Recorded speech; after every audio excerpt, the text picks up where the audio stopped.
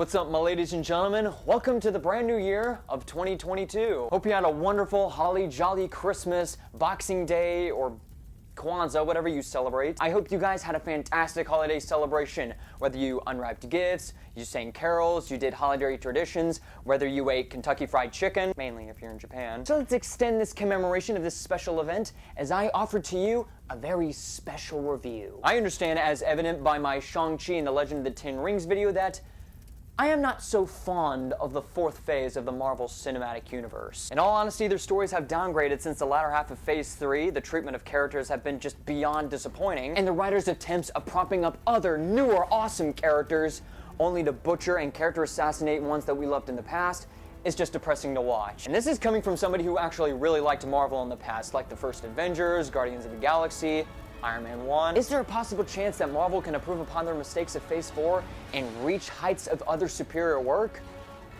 Maybe. Anything is possible. And hopefully for this latest motion picture for one of my favorite superheroes, that can certainly be the case for this franchise to turn itself around. And even before watching and reviewing this movie that we are currently, I decided to take it upon myself to rewatch the first and second installment of the Tom Holland era Spider-Man films. And my thoughts after watching them kinda stayed the same. Spider-Man Homecoming is a pretty good, albeit flawed film that paved the way for Tom Holland's performance of Spider-Man since Captain America's Civil War. On the other hand, Far From Home is an overrated mess with a preposterous luck-based plot that has a few positives to compensate and make itself at least watchable. Now, Sony's third installment of the Spider-Man license has officially arrived. And unlike certain projects such as Shang-Chi, Black Widow, or other on-demand shows on Disney+, the amount of hype and rumors for this movie was unreal. With the biggest one of all being fans guessing whether or not older actors from certain Spider-Man films would get to show up in this movie, while also having a Netflix Marvel superhero show up in this one as well to be what is essentially a gigantic, game-changing crossover. Having seen the film, am I still going to be the same cynic as I was before on my Shang-Chi review, or for certain Marvel movies? No, not this time, because, believe it or not, I cannot describe how much of an exceptional movie that Spider-Man No Way Home is. I'm not calling it best superhero movie out there or best Spider-Man movie of all time, mind you. It's still dealing with plenty of issues. But No Way Home, for every problem, has a redeeming factor to lift its own weight. But enough of the elucidations. Let's get to it. We swing into No Way Home by starting off where Far From Home ended. Mysterio, with his heavily convenient scheme, has outed Spider-Man as Peter Parker and has framed him for using the Stark drones that Mysterio used to create the gigantic monster elemental illusion to cause harm to innocent London civilians. After being arrested, to put it this way, everything from that day forward has made Peter's life, along with his friends and even his aunt's life, a living nightmare. But one day he gets an idea to go over to Doctor Strange and asks him if he can manipulate time in order to undo all of the events enacted by Mysterio. While Strange doesn't have the Time Stone anymore, he plans instead to use a spell that can make people forget that Peter Parker is Spider-Man. The spell, from its massive hiccup, manages to bring forth familiar arch rivals from the Sam Raimi and Mark Webb era Spider-Man films. So Peter and Strange must figure out a way to get these villains and send them back to the dimensions they belong in. Perhaps, quite possibly,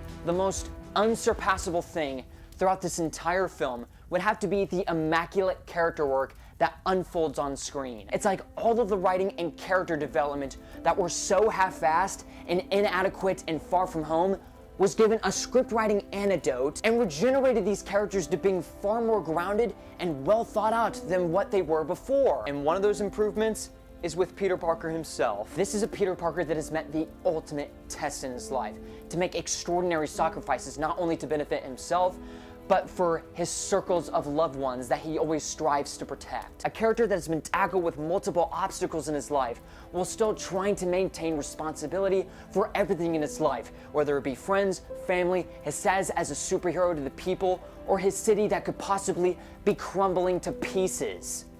Figuratively and literally. But that's not to say that he doesn't make a few bizarre decisions in order to advance the plot forward, and we'll get to that later. But as it shifts to the second act, it's where the character faces difficult decisions and moral dilemmas that truly define him. And you know what? I'm gonna say it, this is probably the best performance that Tom Holland has ever delivered as Peter Parker / Spider-Man. Sure, he may maintain and inhabit the naivete and teenage-like wonderment that he would inject into Peter Parker. He never overcooks the drama. His emotional range is staggeringly brilliant, and his delivery is raw and conveys such astonishing heartbreak. I was also quite pleasantly surprised that the secondary characters were given much better and more powerful characterization, while the acting still remains strong. Zendaya's MJ, after the events of Far From Home, has evolved from being one-dimensional and underdeveloped to being more open, sophisticated, and charming as she shares chemistry with Peter Parker through banter and authentic dialogue. While their actual romance wasn't convincing or well executed since Far From Home, the character dynamic that she shares with Peter, on the other hand, and her purpose to the story work tremendously rather than just serving as a plot device. And Ned, instead of being the funny fat friend archetype as seen in the previous Spider-Man MCU movies, is much more willing to help his friend in need, and he's given much more room to grow and is given certain highlights of his own. And the same applies to Marissa Tomei's Aunt May. The film has her basically reverting back to how she was in Spider-Man Homecoming. She has significance in the story where she is willing to work together with Peter on certain circumstances or situations while also being truly a sincere and caring aunt. And there is a certain part in this movie that will be the defining moment of her entire character that is reinforced by Marissa Tomei's incredible acting that people will remember for days on end. And for those of you who have seen the movie yourselves, you know exactly what I'm talking about. As for the maniacal villains of the film, the first headliner that I would have to talk about would most definitely have to be Alfred Molina as Dr. Otto Octavius, also known as Dr. Octopus. Not gonna lie, the first time I saw the trailer, I actually thought that the movie was gonna go out of its way to find a celebrity lookalike to have them construct a CG equivalent of Alfred Molina. But no, Alfred Molina actually reprises his role once again from the Raimi movies to come back as Dr. Otto Octavius. His performance is very well acted. There isn't a single ounce or instance where it feels like he is just phoning it in. And his focused, determined portrayal of Otto Octavius, as well as his actual character arc, is not only consistent, but extremely believable. But the second highlight of the movie, if you haven't seen this film yet, I consider turning back now. Seriously. Much like his appearance in the first Sam Raimi Spider-Man flick, Willem Dafoe as the Green Goblin and Norman Osborn is captivating and freaking terrifying. His peerless acting helps sell the idea of Norman Osborn battling his unredeemable alternative persona as he tries to break apart his ways of being a foe to Spider-Man, while also trying to adapt and be familiar with this new environment that he's in, that being an alternative universe. As Norman, he acts more fearful and afraid of himself thanks to Willem Dafoe's line delivery and expressions. And the same goes when he transforms into the Green Goblin character, where even the lengthiest of speeches will send shivers down your spine, and his maniacal laugh, even while he's getting hit repeatedly as blood is showing, will strike fear into the heart of the viewer. There are other arcs I would most definitely love to get into, but unfortunately, that will also have to require massive spoiler warnings. But here's what I will say without going total TMI and ruining any kind of anticipation for what lies ahead for you. Not only does Jon Watts do an impeccable job with his characters and where their journey unfolds, for the most part, but the execution also provides respectful and genuinely wholesome arcs to protagonists that have come before. And I would be lying if I didn't say that when certain characters interacted with each other, especially ones from my adolescent years, I didn't have a stupidly gleaming smile on my face. In addition, the film's dialogue is also solidly written, from the way that jokes are constructed, or the way that characters are having sincere, nice, or comedic one-liners that they share with each other, and especially when certain characters opine monologues that fit their characters appropriately, whether it be from one of the main villains or from reliable companions that give our main hero motivation from now all the way to the future. Another thing that will make your eyes come out of your sockets out of pure astonishment is the cinematography. Thanks to the storyboarding and the color grading of the film, the framing of every shot breathes life into the project. Most of all during action set pieces or where characters are at their lowest point. Such examples include a scene where a very sullen Peter Parker is looking at a report in Times Square from the Daily Bugle and J. Jonah Jameson is providing a speech.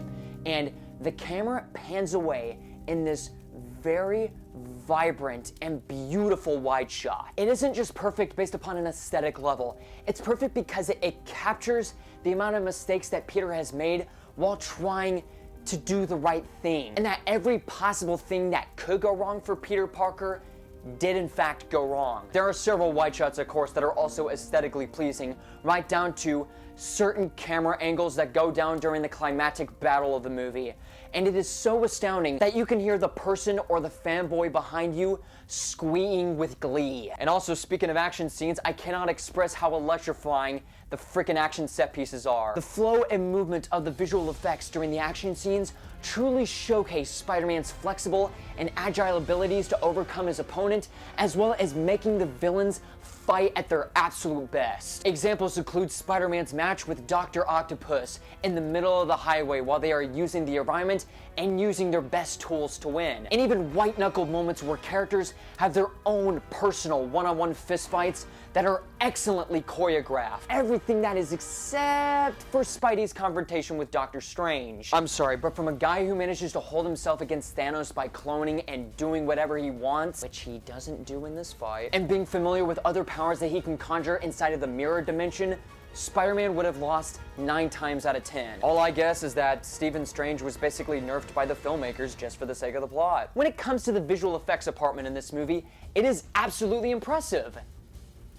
For part of it. The CG work for the character design of the armored Green Goblin, Jamie Foxx's Electro with his electric powers and his electric energy flowing all around him, and Sandman's sand-like powers and titanic form filled with sand grains and particles, just as it was in Spider-Man 3, look polished and detailed. And of course, such places such as the mirror dimension look super stunning just as it did before in the movie Doctor Strange. But then you would have the Lizard's horrific character model, looking just as bad as it was in The Amazing Spider-Man. And then you would also have scenes of a CG character and even an actual actor walking through a portal, and the composition and the movement of the CG character and the actual actor walking from one place to another through the portal looked like something that the special effects artists have constructed in an afternoon. And before we go ahead and talk about another accommodation for this movie, now would be a good time to talk about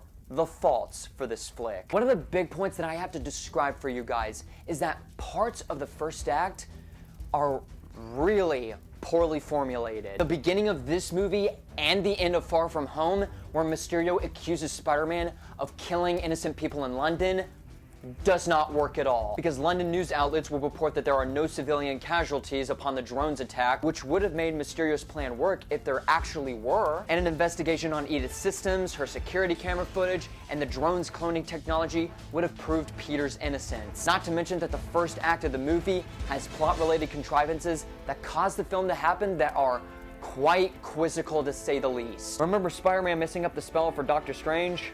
Let's talk about it. So Peter wants to help his friends get accepted into MIT while also trying to erase everything Mysterio did. All the while forgetting the simple goal of going to the college administrations and calling him to fend for his friend's admission. He goes to Strange to fix up everything, and it ends up messing everything up. Let me explain why this moment is a huge contrivance. Some people argue that Peter is to blame for his own buffoonery, and others state the same for Doctor Strange being careless of the whole situation. The truth is, they both are. Firstly, let's start with Peter. As Strange explains that the spell is used to make people forget everything, Peter was about to say something but was then interrupted by Wong, saying that the spell is too dangerous and that it would travel between the dark borders of unknown and known realities. This probably would have been a good time for Peter to bring up what he was going to say so that he and Doctor Strange can elaborate on their goal, and this would prevent the rest of the movie from happening. But Strange doesn't get off easy. The minute Peter interrupted the spell, he shouldn't have made repeated attempts or versions of the forgetting spell. You would assume if Peter kept interrupting about the people that he forgot about